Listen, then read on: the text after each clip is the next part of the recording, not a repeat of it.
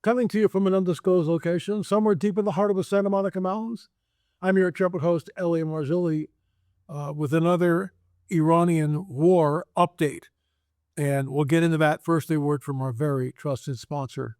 New numbers out of Washington show inflation is on the rise. Again, another threat to you, your savings account, and your retirement. Ask yourself an honest question. Does your dollar go as far as it did 10 years ago? Well, folks, that's easy. Obviously not. What about 5 years ago? Again, another easy question. Definitely not. Or even last year? So, what does the next decade look like for you and your savings? If your portfolio lacks exposure to gold, one of history's most reliable economic hedges, maybe it's time to rethink your strategy. Gold has kept up with inflation and in many periods outpaced it. My friends, and they are my friends, at Noble Gold Investments specialize in helping people protect their wealth with physical gold and silver. Whether you're rolling over an IRA or making a direct purchase, their team walks you through the entire process and makes it simple. No pressure, just education and experience. Right now, all new qualified accounts will receive a free 10th ounce American Gold Eagle as a thank you. Folks, visit noblegoldinvestments.com, noblegoldinvestments.com. Check it out.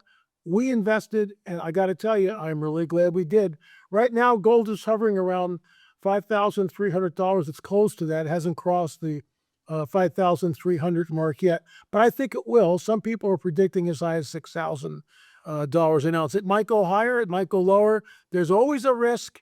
Consult, your financial people before you invest, but we invested, and I'm really glad we did. NobleGoldInvestments.com, NobleGoldInvestments.com. So we've heard rumors of this. Apparently there was a shooter, I think down in Texas. 3 people were killed, others were wounded, and apparently he's linked back to the Ayatollahs in Iran. So we have to understand something, and I've said this before. If we had not acted preemptively, the Iranians would have done something, and that's what Rubio is stating here. Let's listen to this, and then I'll walk you through it. Here we go.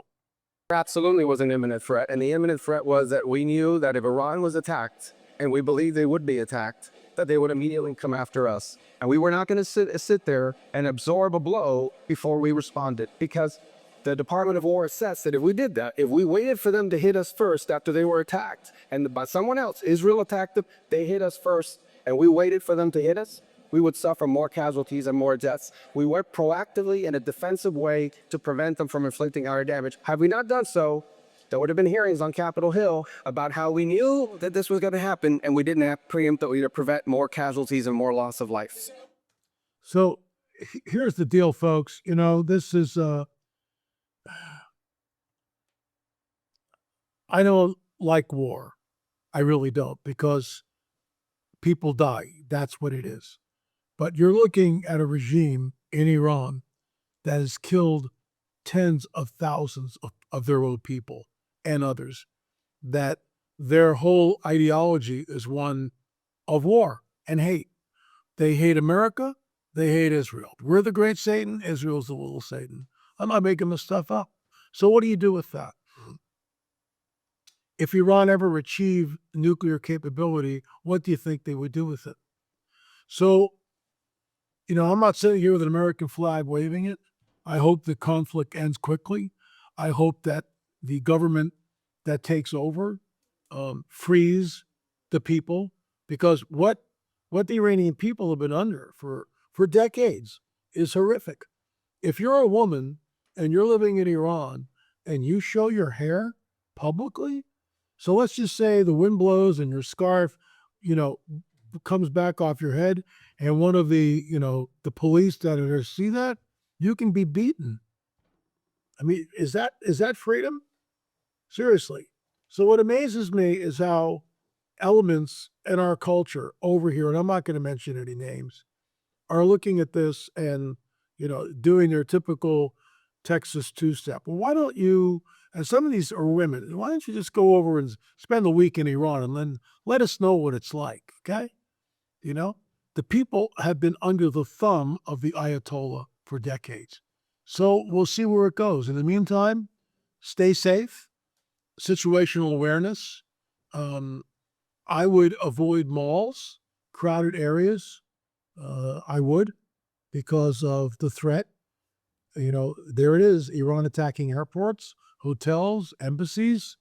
So here we are. In the meantime, my hope is in the return of the Lord, because when he returns, all this goes away. It does. It may take time, but all of it goes away, because the king returns to Jerusalem. He lands on the Mount of Olives when that baby splits in two. That's prophecy. That's prophecy. And that's what I hang my hat on all the time. What was written will come to pass. What was foretold is unfolding as we speak. So that's the Rubio report. Wow. You will continue to follow it. In the meantime, pray for the Iranian people. Pray that this war doesn't get protracted and go on for weeks, like Trump has hinted, 3 to 4 weeks maybe. That's a long time.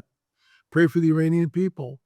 There's a huge, huge enclave, if I could use that word, of Christians, Bible-believing Christians in Iran.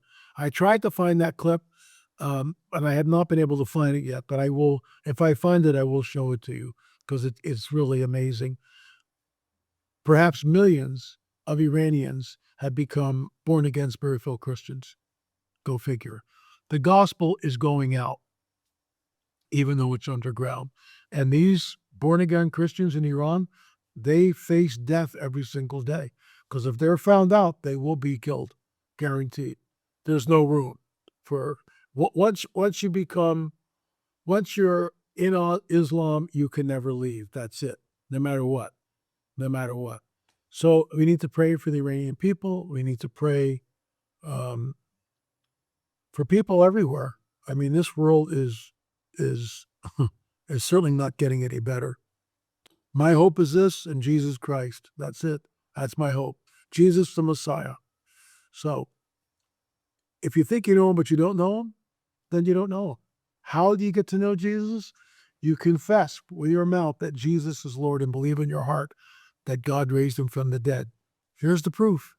That's why we did the film on this, on the Shroud of Turin. This is physical evidence of the greatest event in all of history, the resurrection of the fully God, fully man, Jesus. Here he is. Confess today that he is Lord. Believe in your heart that God raised him from the dead. You will be saved. The Spirit of a living God will come into your life and he will change you. It happened to me 46 years ago. That doesn't mean we're perfect. It's been a very arduous road for me.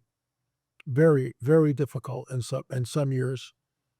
But at 75 years old, I'm looking to him, the author and finisher of my faith. Thank you for watching. We'll be back again tomorrow with another show. God bless.